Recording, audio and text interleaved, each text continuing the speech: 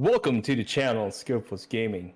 Man, it's been a while since I've made a video. Long-time viewers on my channel will know I've been only doing live streams for a long time for various reasons. But today we're gonna do something different. We actually have a very special guest in our channel today. I'm gonna do a collaboration with bdckr Gaming, which is also in Injustice Mobile. Primarily in just a mobile gaming channel that has been here for way longer than Scopus Gaming ever has. And we actually did a part one of kind of like a Q&A interview session on their channel. So if you want to find out, what was being discussed, all that good stuff, you can head over there and check it out. But this will be part two of this whole interview video. So welcome, BDCKR. So glad to have you all here. Thank you for having us. It's good to be here. Yeah. Can I say this was totally not what we are going to start talking about first, but can I just say This is something we've talked about before. I noticed you're on your home turf now, right? You recorded your intro for yourself, and I could hear you shift into like your YouTube voice on your home turf. I saw like a different level of comfort when you're like, I'm making content for myself now. I know what this looks like. And I just think that's funny. That's a really good observation, and I do talk about this the whole about almost like a YouTube persona on my channel. So again, if you guys you viewers want to find out about what's that all about, head over to BDCR Gaming, and I talk about it there. So all right, so the main topic that before I start with anything, just to give context to the audience, because they weren't here. I reached out to bdckr all the way back in 2021 to make a collaboration video, wanting to talk about what it was like playing Injustice before 2020. Why the year 2020? Because that's when I started playing it, and I had literally, I lived vicariously, by reading posts, by seeing past videos, but I've never got to experience playing Injustice when they were receiving regular updates, when it was at its peak.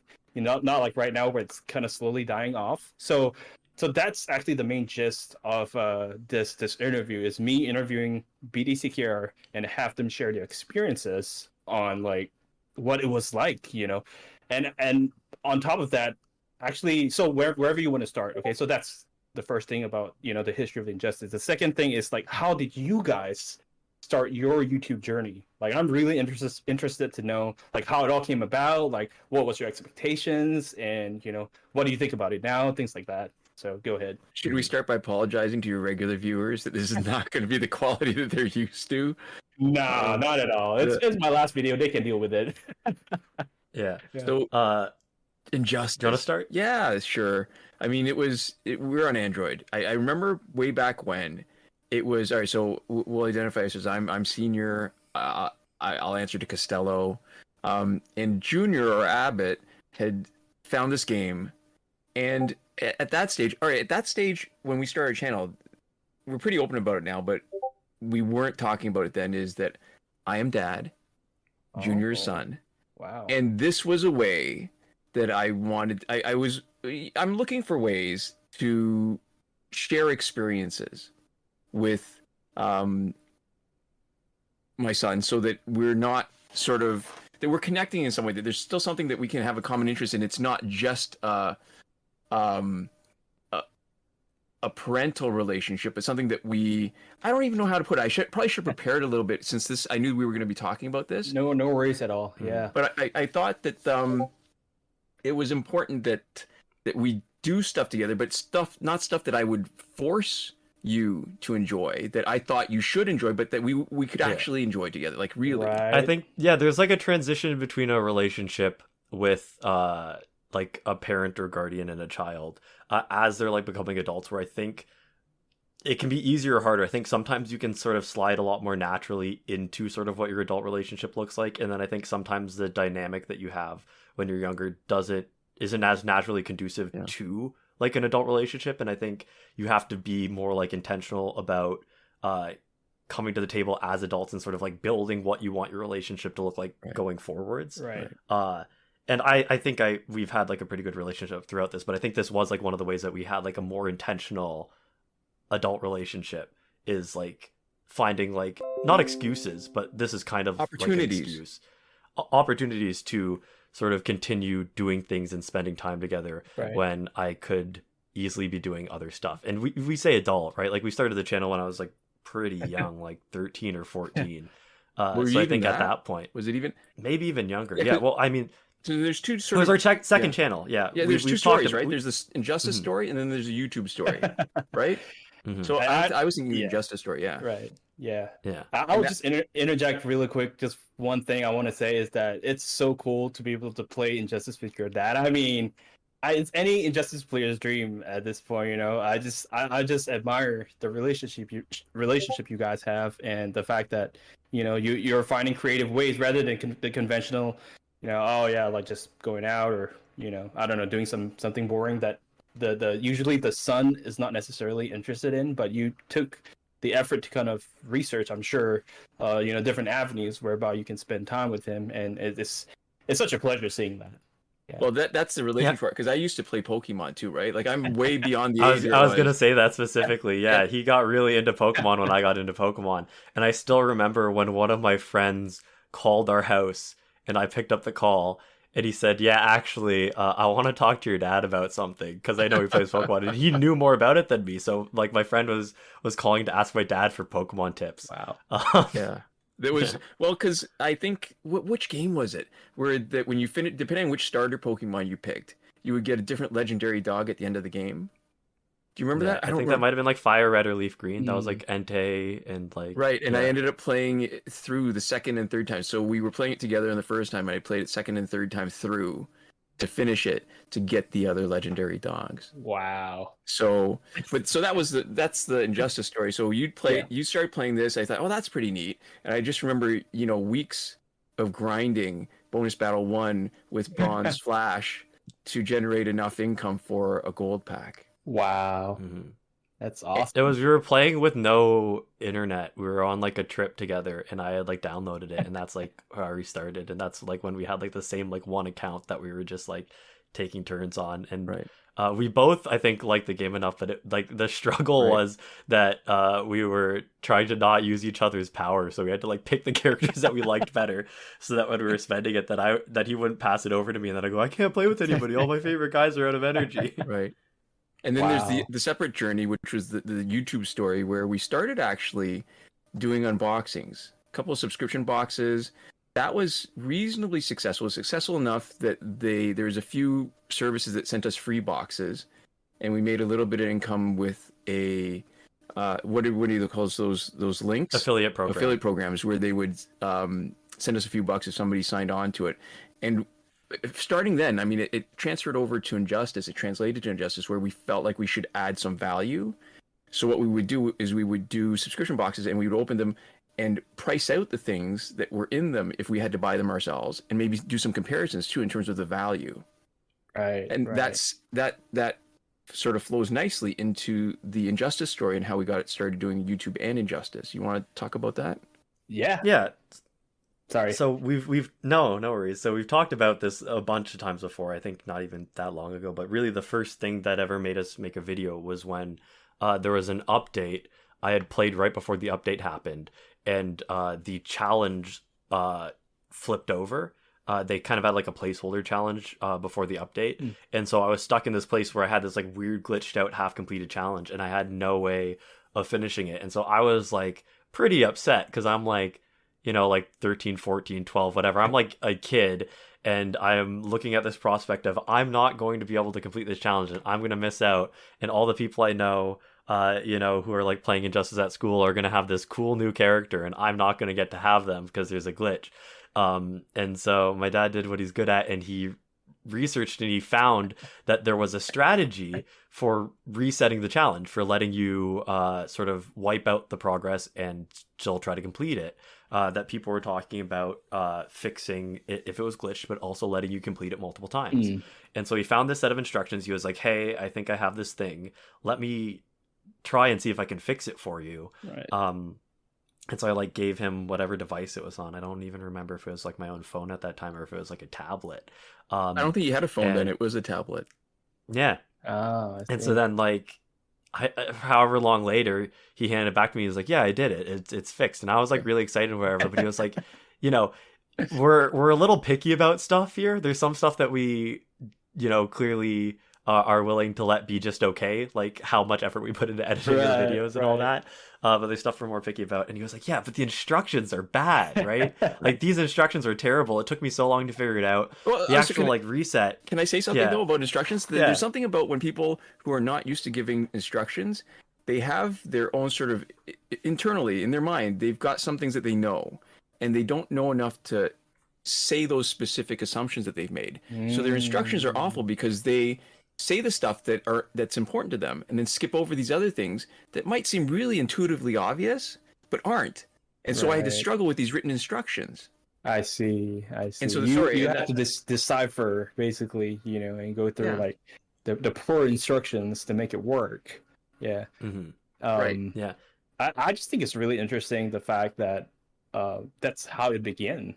Like I wasn't, a lot of people nowadays, I mean, obviously they just want to skip the grinding, they just want to, get the characters quick or power credits or whatever. But Yeah. your story is where you wanted to help your son. Like, wow, I did not know that, and that's so cool. I mean, It's a noble origin. yes, and even after that, like went beyond helping your son to helping other people, like having those problems or so Yeah, because yeah. the first thing was really like he was like, "Hey, I think the instructions would be a lot better if they were a video. I've tried this a lot, and I've realized that some of these steps don't do anything. Some of these steps are like extra, and they probably just Ah, did it and put it in just in case. But I've realized like how this actually works. I've sort of like worked it out from the inside and from testing. wow. Do you want to like we already had this like other channel, right? So we already kind of had the idea of like we can make videos and post them. Who cares? He was like, let's do a video where I do it in real time and I explain what I'm doing so that people can watch the steps, see what I'm doing. And I think my instructions are good, but just in case they aren't, they can see exactly what I'm doing. And Ah, at the worst case scenario, they copy it like action for action. And then, it's worked for me. It's working for me every time now.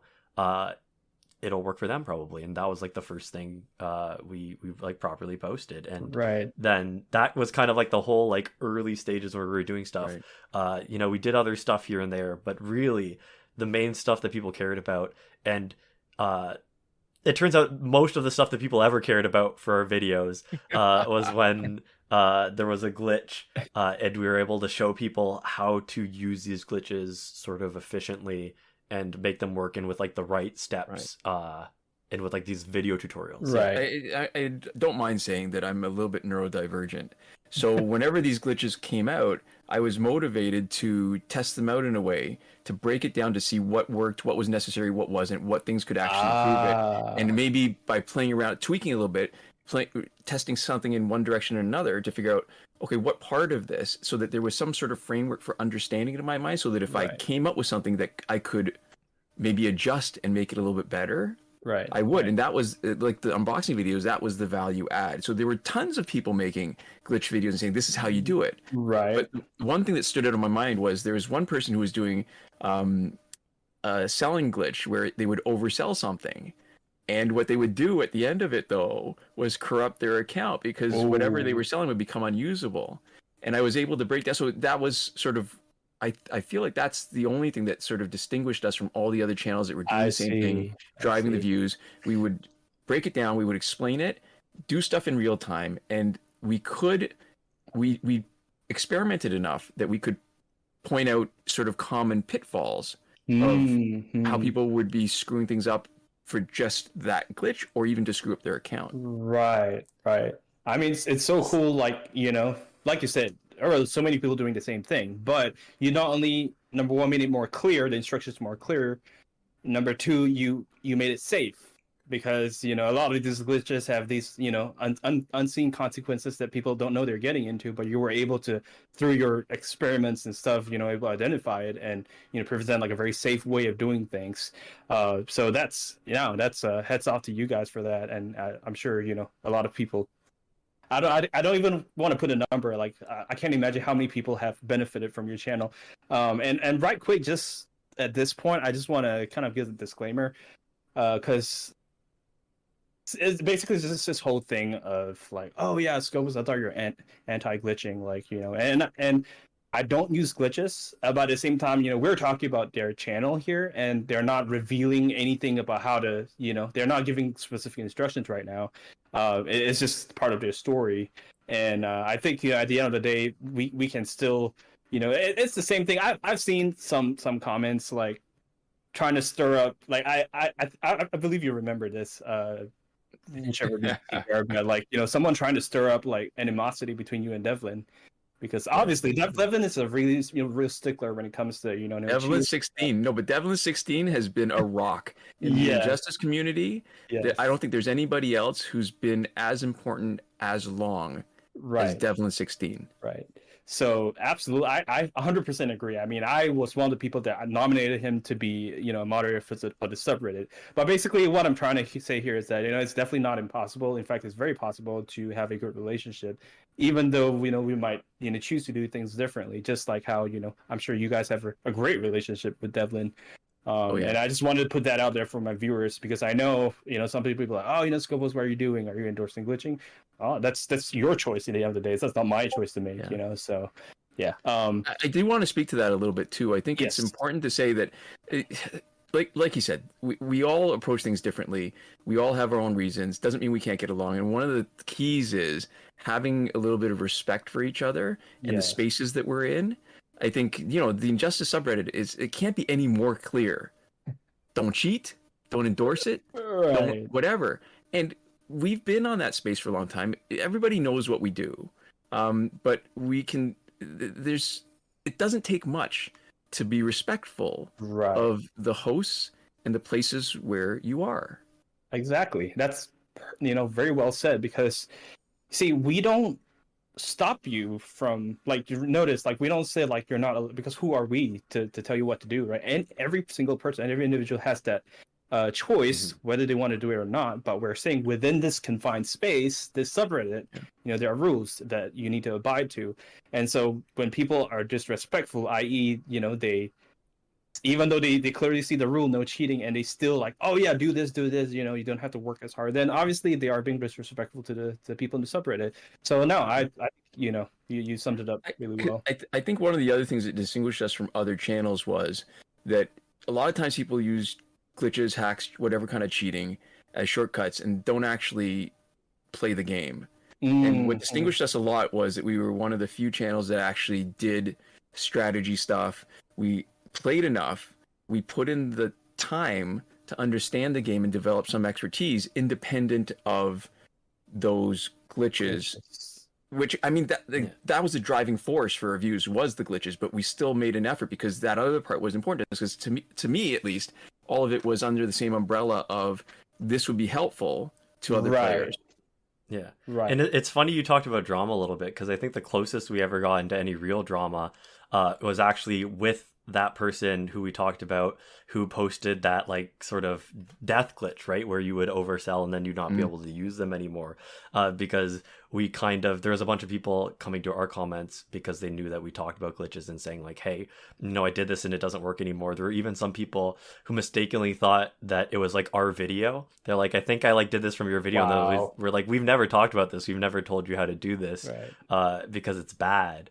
And then that person was like, when they were making content later, they were like making references to like other like bad YouTubers who had like way too like many steps in their video, and how like people were making it so hard for no reason. And then a bunch of people ended up getting mad at them because it was really messing up their accounts.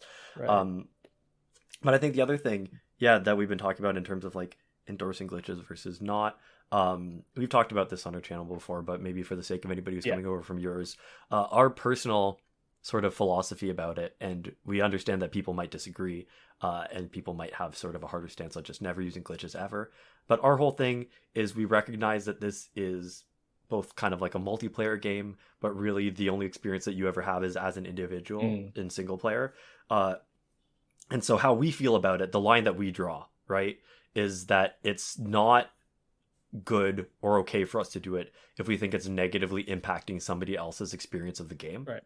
And so stuff that we wouldn't do, for example, is any glitches that would like give us extra like battle points in multiplayer and like put us like higher on the leaderboard than we think we should be. Right. We wouldn't do anything where there was like glitches where you could put like multiple sets of like the same gear Mm. on all your different characters in multiplayer, or there were people hacking characters that you weren't allowed to get, that like Doomsday, the boss Doomsday, that put like the timer on the fight. Yeah. Oh, where boss you Ares. need to beat them. Yes. Yeah, sorry, Ares, not Doomsday. Yeah. That's yeah. Because we used to face Ah. hackers like that. We actually even have a video, I think, where we were facing the hacker that had that boss Ares, and it was really difficult to win because they'd have Red Sun Green Lantern and Red Sun Wonder Woman, I think. So that would reduce the damage, reduce the crit, and then you'd have this timer that you'd have to finish them off fast enough to not lose automatically after 2 minutes. Wow. Yeah, and so at the end of the day, you can agree with us or not agree with us, but the line that we have felt good about for ourselves is doing our best to make sure that we're not making anybody else have a worse experience in the game. Right. And so, in terms of glitches, especially with certain glitches like the challenge reset, really all it does is let you play longer in the challenge, right? And you're earning more rewards because, instead of only being able to spend like the 1 or 2 hours beating the challenge once, you can keep spending that 1 or 2 hours over and over again.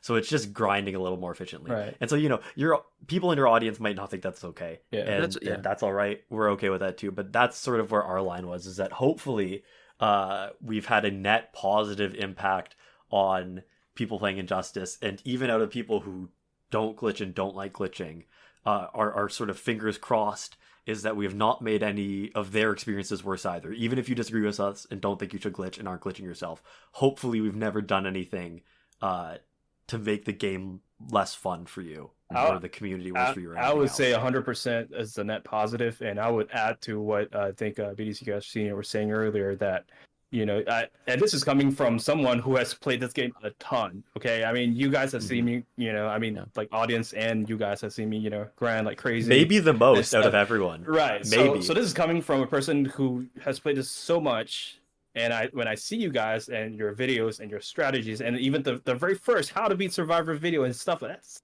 impressive stuff.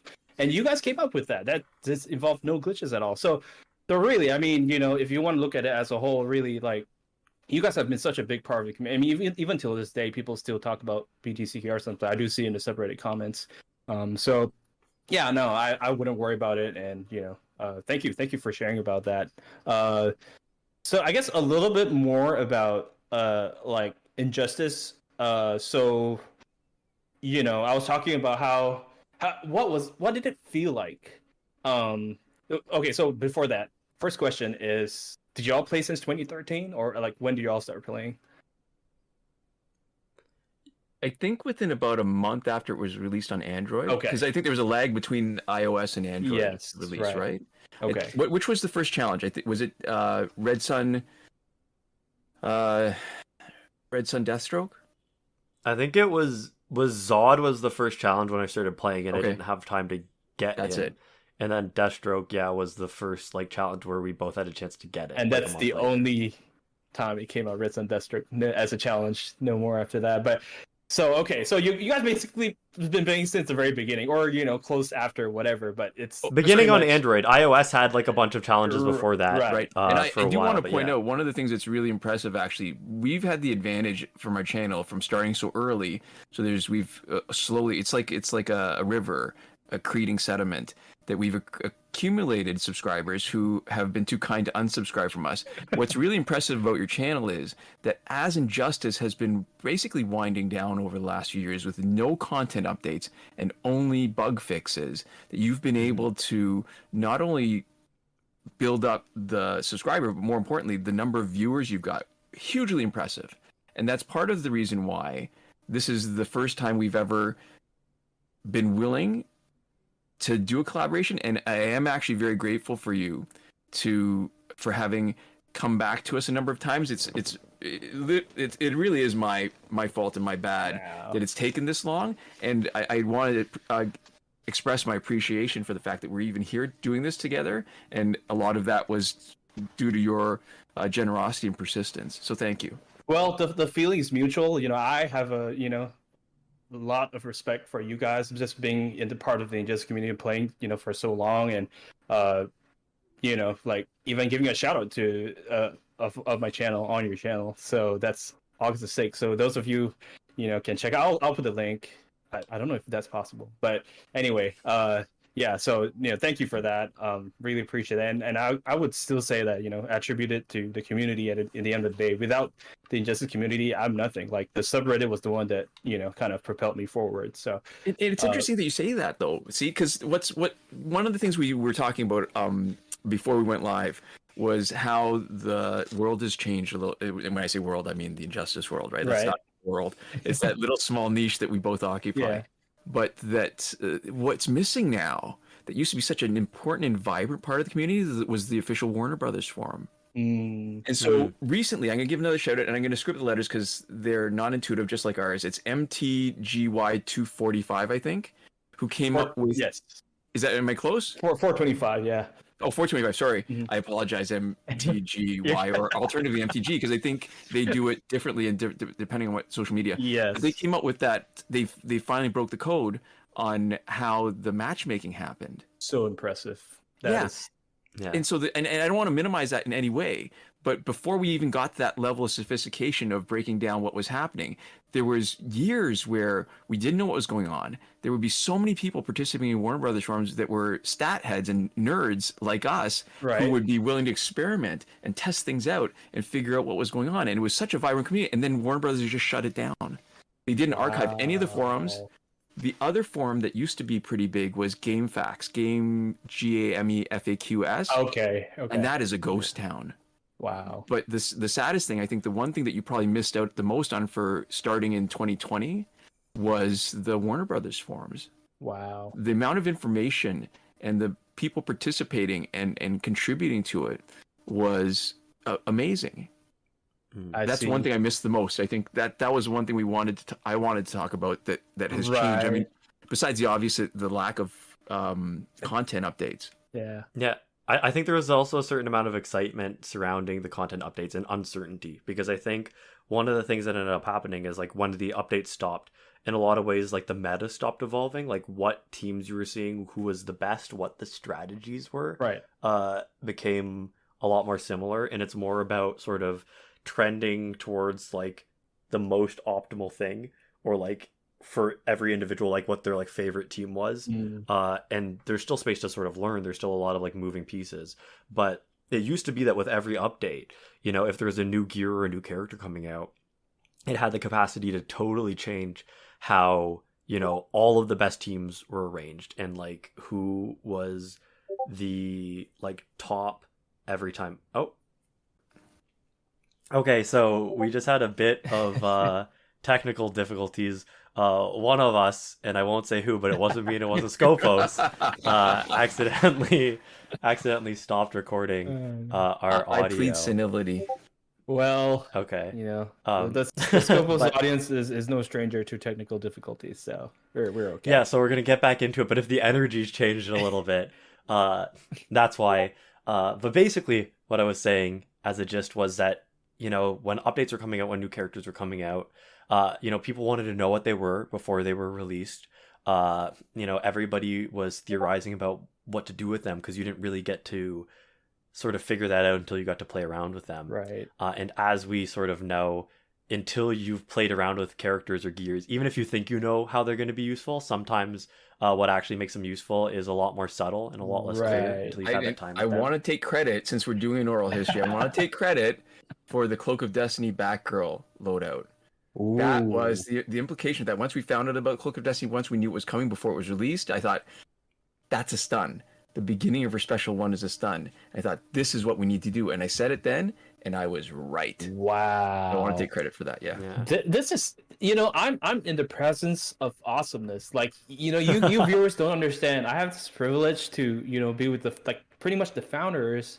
I mean, of course, there are a lot of other builds and stuff, but like this is one of them, and this is the kind of thing that I'm talking about, where I didn't get to experience. Like all that we have. Any new player that's playing Justice today, they're missing out so much on like the new updates, the new characters, the excitement, the figuring things out. Like this is I'm just amazed. Thank you for sharing. Yeah, but you know what they get to miss out on? They get to miss out on some of the technical differences. We've talked about this very recently about Red Sun Green Lantern when the challenge was released on iOS, they have something in the code clearly that at the time would suspend your account if you're playing with content that you shouldn't have. So they Oh, updated Red Sun Online Green Lantern. specifically. Yeah, so they updated Red Sun Green Lantern. He was in the code. His challenge hadn't happened yet. And then when his challenge happened, within the first day, people were completing the challenge, taking him online to play and check him out. right. And they were getting their accounts suspended. My goodness. And there were at least dozens of people on the Warner Brothers forums who were in a panic because their accounts has been suspended. The only thing common between them, the only thing they had in common was that they'd all taken Red Sun Green Lantern into Wow. online play too quickly. And that was a time when Android was, I think, lagging behind iOS about a week in the challenge. So we were hearing about this and we knew enough not to go online. But then there were some people who were really like, this was one of the few times where I think Warner Brothers was pretty responsive Mm. to unsuspending accounts because this is something that they had screwed up. Wow. Yeah. And We have stories, man. yeah, and that's this is one. I mean, I don't know if you guys are aware. My account got suspended too, and Oh, no. it's on their part because the hackers. I'll keep it short, but the hackers imitated my accounts with multiple Scopus accounts, and they did a massive ban of all the hacked accounts, and mine was included. And then they wow. did apologize after that. They did take responsibility. Oh, so do you reach out to support? I did. And they responded to you personally? They did not respond to me for months on end. I had to go public on my YouTube channel, and they probably received hundreds or thousands of tickets, and then they went and looked into the matter, and they realized so basically I'm saying that it's not the first time that they messed up. I guess. Yeah. I did not Your realize story, that. yeah. That is Yeah. so cool. So So when how they reached out to scary you, was did they that? like email you, or like how did they responded personally to like apologize? They did. I even have the email, and some people say I should frame it because I got a formal apology from Warner Brothers. Yeah. Wow. But how did I feel? I mean, it was devastating, but at the same time, I didn't want to panic. I didn't want to, so that's actually the origin story of why I started the whole brand new account series, the streaming from day one, because I couldn't play on my main account, so I just started anew, and under the pretext that oh yeah, I'm just starting this series because at the same time people were also wanting to see fresh account gameplay.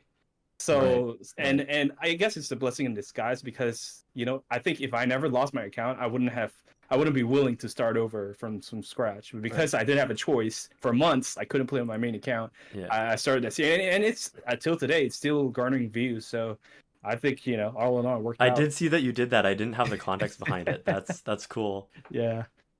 But anyway, Wow. sorry about that. That was a little bit of a tangent, but yeah, we love tangents. That was all better about than our tangents. stuff. I already knew my story. I didn't know your story. I found that way more interesting personally.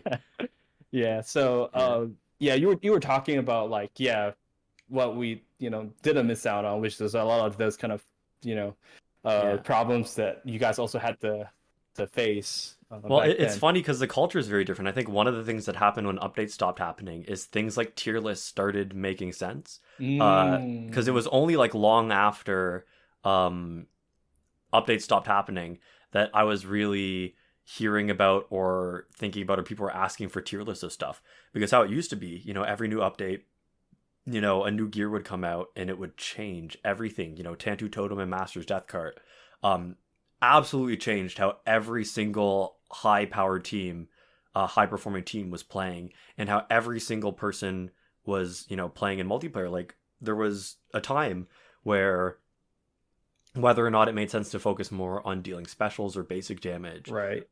would shift depending on the update and update to update. So one thing that happened was there was an increasing number of things that would make specials not as effective, not as worth doing. And so slowly it was shifting more towards basic damage was the really consistent way of winning fights, because there was ways for people to affect how much special damage you were dealing, but there was a lot less ways at higher levels of play for the basic damage to be really negatively impacted.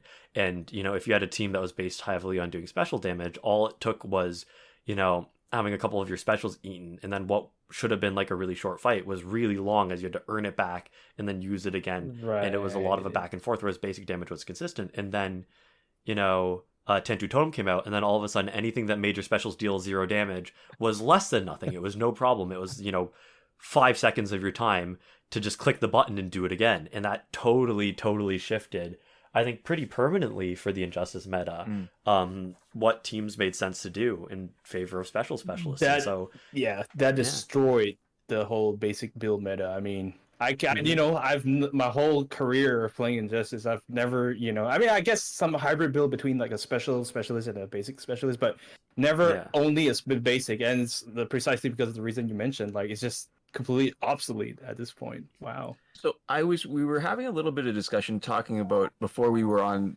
screen. Hold on a second. Can you hear that in the background or no? Yeah, we can totally hear that in the background. So hold on. This is the professionalism that our listeners have come to expect from us. There was a time where more technical difficulties to edit out. Let it ring. That's no problem at all. For behind the scenes, we used to when it first started happening, we realized it was a problem. We would try to get to it and literally rip the batteries out of the back fast enough that we just wouldn't need to like stop and start a new recording thing. Right. And then when we got a little bit better at it, we would try to remember to take the batteries out in advance. And clearly, we haven't done that today. Yeah. Batteries are still in. We just don't get a lot of calls. Right, so before we were so rudely interrupted. So what because we had a discussion about, you know, what things have changed in the meta, and there's certain things that people discuss all the time, you know, like Raven, Arkham Origins, Deathstroke, and we get into the details for the people who maybe weren't around at the time. But one thing that was really interesting to me that changed, and I don't know why it just occurred to me now, was that for the longest time, supers, they were unblockable, and they did not have their damage reduced. So there was a point. I did not know that. Wow. Yeah. So we're all used to now being able to, for the opponent and for us to be able to reduce the amount of damage. Right. And that makes supers completely useless because they don't crit and they take up 3 bars of power. It's almost never of value to do a super over a special 2. Because even when it's blocked, you're still potentially doing as much damage as you would, but because there's at least a chance of crit. Right. And so I think, again, I don't know why it just occurred to me now that there have been some things that have really improved the game and some things that have not. And when you look at that, this is why, I mean, as bad as militarized Batmobile is now, it used to be marginally better because supers used to actually matter. I mean, when was the last time you did a super in a fight? Never. Yeah. This is news to me. This is wow. See, this is exactly why, you know, why I wanted to have this this interview, because I did not know that. Yeah, you know, we don't hardly ever, even for Prime Shazam, like probably for his passive, right? But other than that, like, you don't ever use specials. And the game needs to bribe you. and I'll point out, for Shazam Prime, I think one of the things that you don't actually need to do the super. There have been some loadouts we've done where you just use Tantu Totem on him and he ends up being just as good, and you just get there faster because you don't, that 3rd bar of power, there's something about power generation after the 2nd bar that slows down a little bit, I think. Right. So that, let's say you come in with 2 bars and you have Master's Death Cart coming in, that still doesn't get you to the 3rd bar nearly as quickly as it does when you've got 1 and you need to just generate a 2nd bar to get a special 2. Right. Yeah, it feels like it's not a perfectly linear scale. It feels like there's something that makes the 3rd bar a little bit like bigger or something. So even then, I'd say that even with Shazam Prime, most of the time you don't want to do super because the cost to get to the 3rd bar isn't worth it, and you're almost better off using Tantu Totem on them. And then the whole animation time, I think that's the nail in the coffin, really. I mean, in Injustice 2, I don't know if you guys played it, but you're able to skip super moves, and you can save time that way, but not with Injustice 1. So, yeah, no, that's really unfortunate. I mean, we actually got suspended on Injustice 2. That's why we stopped playing. Yeah. We had a few instructional videos on Injustice 2 at the beginning, too. Oh, okay. About strategies. And then when our account got suspended, we thought it wasn't a good enough game to maintain our interest, and we thought that was just the decision made for us. Right. Yeah, no, but again, going back to the, thank you for sharing the thing about the super move. That makes so much sense. Like, why some of the characters that are like useless, in this meta is like, or like the gear, the Batmobile, the militarized Batmobile and things like that. Like, there's a reason why it was there, and it had a better purpose back then. So another character that I'm thinking of is Regime Superman. And Regime Superman, with the unblockable. The unblockable special too. They nerfed his damage. So now the damage that's unblockable is as much as if he blocked every time. Mm-hmm. What's the point? It should be better. Yeah, it Yeah. should be at least better than it was if it was completely blocked. So now it's unblockable, but it's always the damage is like it's always blocked. Nobody ever uses him, and he's the face of Injustice. I mean, he, you know, with the laser eyes and the super. That's So true. so it's like such a shame. Like, Well, you know, if yeah, the Go OG ahead. super team used to be Regime Wonder Woman and Regime Superman, because Regime Superman had the best special 2. It was Right. better than the Harley Quinn bomb that was unblockable because it would do more damage, because Harley Right. Quinn's bomb is also reduced damage. Right. And the awful thing about Regime Wonder Woman is that her passive is to generate power when she blocks. And Godfall Superman generates more power, even though that's not part of his passive, just by virtue of reflecting some of the damage while he's blocking. Wow. So Which yeah, yeah, speaking of Regime Wonder Woman as well, I heard like she used to generate a lot more power before they yeah. also nerfed that. And so it's, you know, So not it's worth interesting, our histories, because I see some of the strategies you use, and what's great about having a fresh kind of voice like yours, where you say that you've missed out on a bunch of stuff, but part of it is you're not as biased against what, or as entrenched as some previous ideas, where it used to be a lot more difficult to have an unbalanced team. And one of the really big things that you contributed was the idea of a carry, where you had one really big, strong offensive output team member that would carry everybody else. Right. And it's just, again, part of it is that when we're stuck, one of the hardest things would be to make that shift to take into account all the things. And I think that was one of the benefits of you having to start over again, where you really saw what mattered in the game, and you came up with a much more streamlined strategy that played to the current meta without the bias. having influence. Right. Yeah, exactly. Because we were so used to wanting to build with a basic damage dealer, a special specialist, and a tank. And part of the reason why is because if you had one of each of those on your team as the meta changed, your team would still be good, right? If special specialist made more sense, you could just rely more heavily on that character. And if, you were against a team that could handle your special specialist, you could just use your basic damage dealer and rely on that instead. Right. So you wanted to have a built out team, but then, we talk about Tantu Totem so much because I think it really was the one biggest change to the game in like a single piece of gear ever. Then all of a sudden, there was nothing really that could stop a special specialist, right? You never really needed to, you would never run into a team where all of a sudden your special specialists didn't work anymore. They always worked. And so, you don't need a backup plan. If you've got a good enough special specialist, that's just your plan. That's plan A through C. And every once in a while, I think they would make an attempt to rebalance a little bit, right? I think it feels like the developers understood at least that Tantu Totem was unbalancing, and they come up with certain things that might be a counter. Like, for example, I think Rebirth Raven is probably the closest thing to that, where she could steal a power after you get it back from Tantu Totem, but it didn't happen enough, and there's so many ways around it. Like, if you're still in your special 2, right? If you're still in a multi-hit special 2, yeah, she can't. It negates her. Right. Yeah. And so then the next thing they did was bring it, and now that I'm saying it out loud, I don't think I ever articulated it quite like this as a statement and a response, but then they'd have the newer, stronger characters who could only knock out an opponent on their last hit. And that was the counter. That counter, right? So again, it's interesting what they've tried to do, but there's certain things, I think, Tantu Totem really being one of them, where they broke the game in a way, maybe not broke is too strong a word, but they changed the game it in a way that they couldn't come back from without really ruining it. Right. Like when Rebirth Raven came out, there was lots of strategies. That wasn't a problem.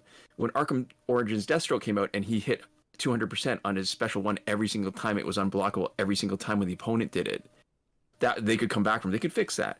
But I think the idea that the Tantu Totem, it became so important. Ever since Tantu Totem was introduced, it's never stopped being as important as it was. Right.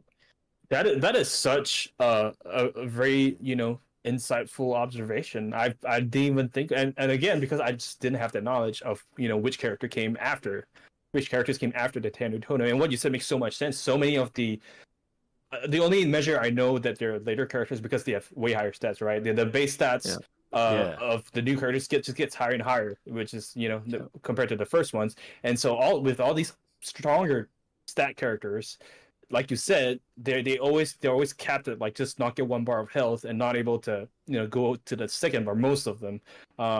Whereas old characters like Arc Origins Batman, for example, is able to knock out multiple opponents, Oh, beyond just the Arkham first Origins part. Batman used to be able to start with 3 bars of power when he was first introduced. Broken. No, sorry, not when he was first introduced. When Ra's al Ghul's Scimitar was first introduced, Right. there wasn't the prohibition on getting your 3rd bar of power when you started, and you could start with 3 bars of power if Batgirl was your teammate, and they fixed that. I mean, I'm doing air quotes right now that nobody can see. When they changed it, so there's a really sort of a long history of a lot of nerfing and very little fixing. I think the only person they fixed was probably Arkham Harley Quinn, where they improved her, or Batman, Blackest Night Batman too. But Arkham Harley Quinn, she used to be just health and nothing else. So she's right. Yeah, I heard. Yeah, the Black Sun Batman. Apparently, his initial passive is only active like some parts of the night, and people said like he was really bad. he was pretty bad. Yeah. Wow, that's man. Yeah. So I mean, sorry, I'm just taking a breath because there's just so much like I'm thinking right now that that's different that that I never got to experience, and how so many of the characters can be played differently if they function differently, like before the nerfs, and there's so many new strategies you can use. So the other thing I was gonna ask is about the promotion ceilings. So from what I've heard, it used to be we can only max out Elite 5. And now we're all the way to level 40 and Elite 5. Right, and now we're all the way to Elite 10. So what do you guys think about that? Like the whole, breakthrough mode and, breaking through the promotions. Yeah, one of the interesting things is, I mean, I don't actually know what your opinion on this is, but we, keep our characters at a lot lower elite level and a lot lower level for just efficiency and grinding. And I know that is, I think, among people on the forum, pretty commonly held belief. Like when we talk about the paper that unlocked sort of the stats that you wanted to have, and like all the math behind how the matchups work for online, right? That had like a recommendation of like, here's the stats that you want to keep your team at, right? Here's the lowest possible stats to keep at exactly 5,000. So one of the interesting things is having those higher elite levels and higher tiers let you a lot more easily bring characters with lower stats up to the level of characters with higher stats, but that only works as long as you keep your higher stat characters below the max, right? So, an Elite 10, level 50, sort of early gold can hold their weight with like a newer Elite 7, a level 50, I'm getting level 60 mixed up. Level 60 Elite 10, yeah. Level 60 Elite 10 can hold their own with like a level 50 Elite 7. And so I think it's really good just for that reason. Right. But it's only good if you recognize that in advance and don't just max out every character as soon as you can, right when you get them. Because then, you're back to the exact same problem again, and you've shot yourself in the foot. And then you're also just running into these really, really good teams that have like a bunch of gear that you don't really want to deal with, right? Like Astro Harness being sort of the main example of one that just makes fights longer and isn't that much more fun to play against and isn't that interesting. Right.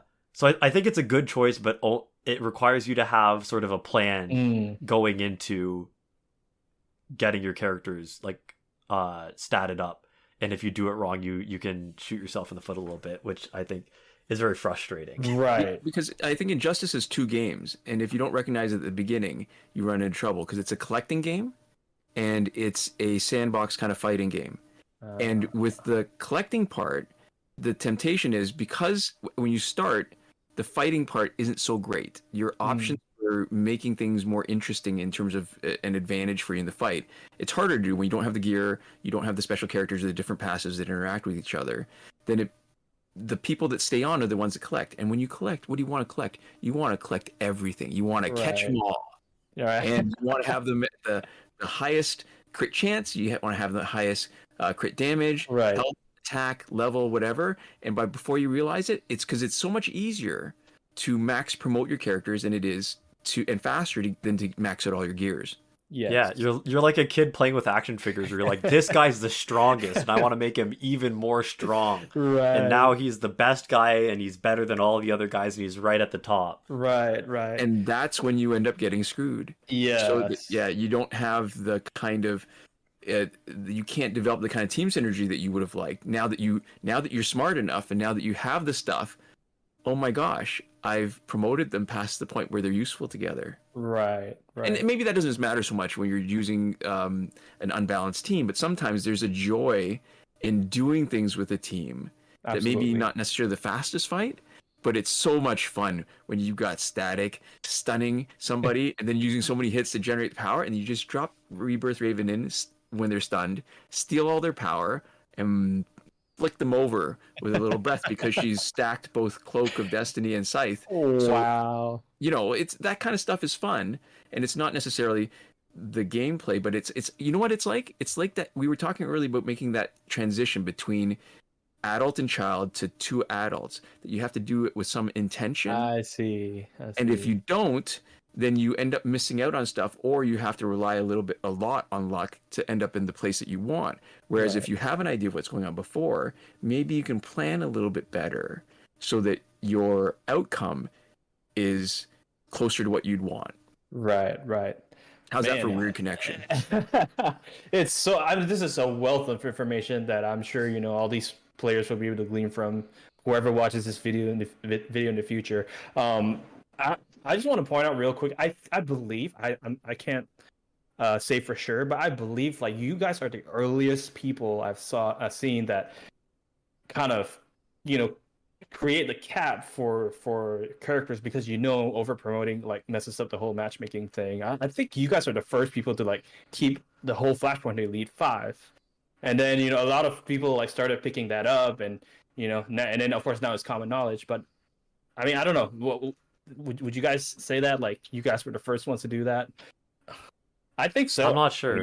I can't say. I was less directly involved. I was like going through. We talked about, I think in the other video, sort of part 1, if people are watching them in order, about me being like quite young when we started doing stuff.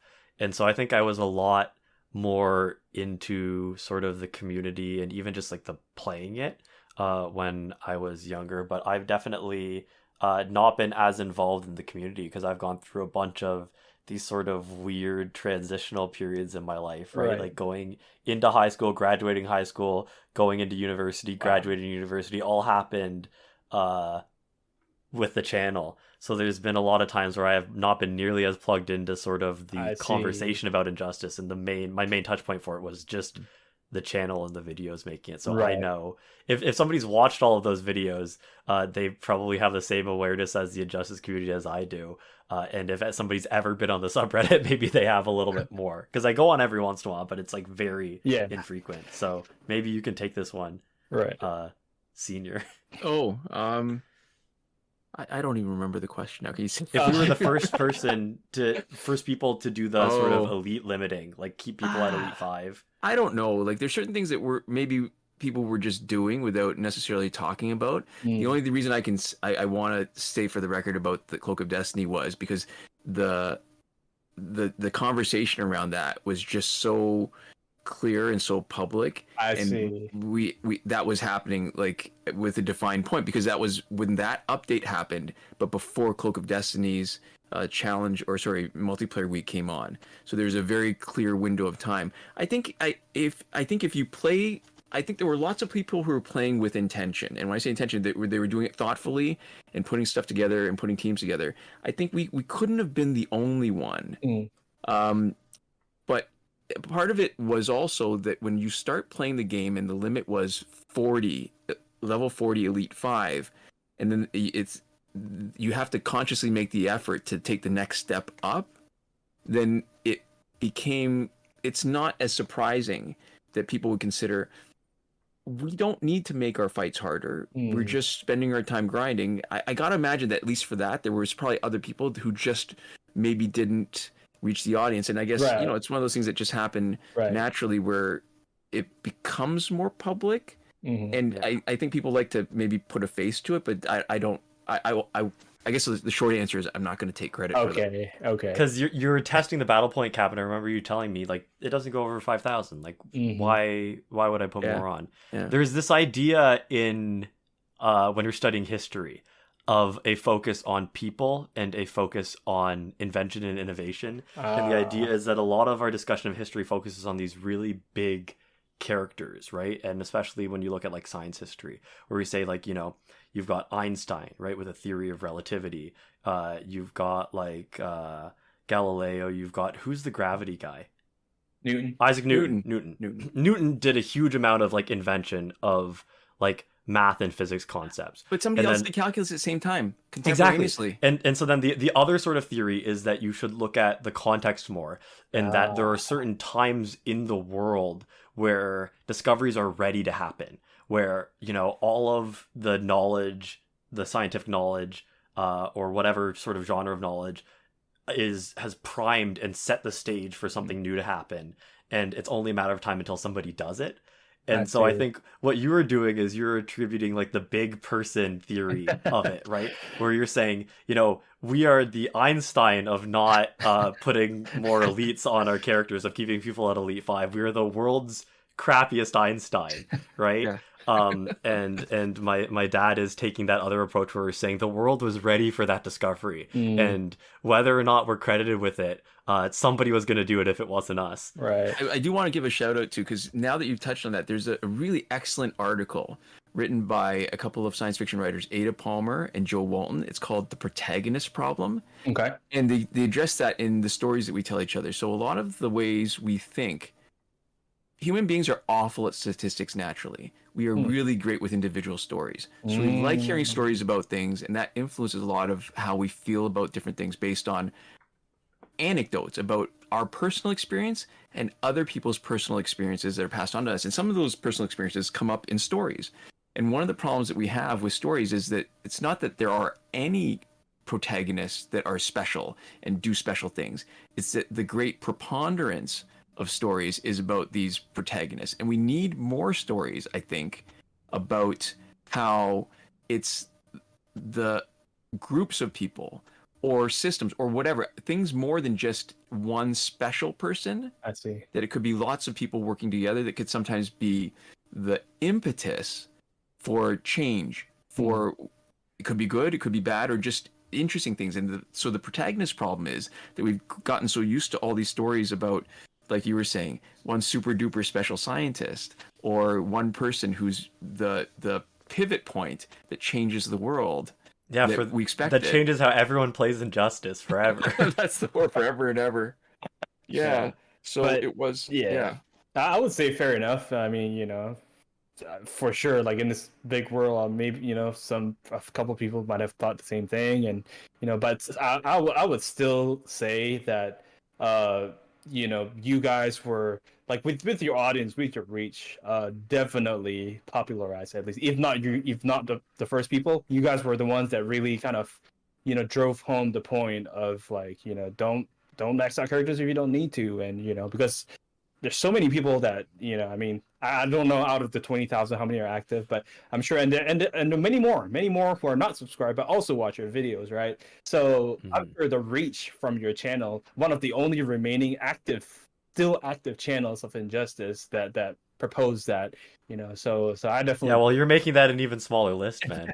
Yeah, this is the problem. I gotta say, like, it is a little bit sad, because I think more so than even the fact that there aren't any updates is that the fewer people playing it, especially prominent people like you, it really is a bit of the death knell. And I mean, we are an Injustice channel, but maybe with our weekly recaps superficially, I think we still use it as an excuse to have conversations. Again, this sort of intentional, that we're making a choice, that we've got this plan every week, that we're staying connected, and that's why a lot of the stuff that we talk about doesn't have to do with Injustice. It has to do with current events, has to do with what's happening in our lives. That this is our biggest motivation to continue to do this, because it gives us an excuse to have these conversations. I see. Yeah. And I'll say, for what it's worth, the fact that you have like those streams, right, where you just have a space for other people to like play Injustice alongside you and watch, I think that sort of like live part, like, experience of the community is probably pretty vital to like a lot of people's enjoyment of the game. I think like giving people a space to come together if they want to play Injustice for a couple hours and have that as sort of a block in their day, that takes it elevates it a little bit beyond just being sort of like the thing that you do on the toilet, right? Like one of like the 5 mobile games that you play when you want to take I a thought break I'd from had the whatever it door is you're closed. doing. I thought I closed the door. Yeah. And so I Oh. think like that kind of stuff probably does a lot more for the community, even outside of like the number of people like watching it. Like that motivates more people to maybe check out the subreddit. You know, it puts people in that ecosystem and keeps them there and gives them a reason to stay there for a lot longer than just the game. So I think you're doing a lot of that stuff too. Wow. Mm.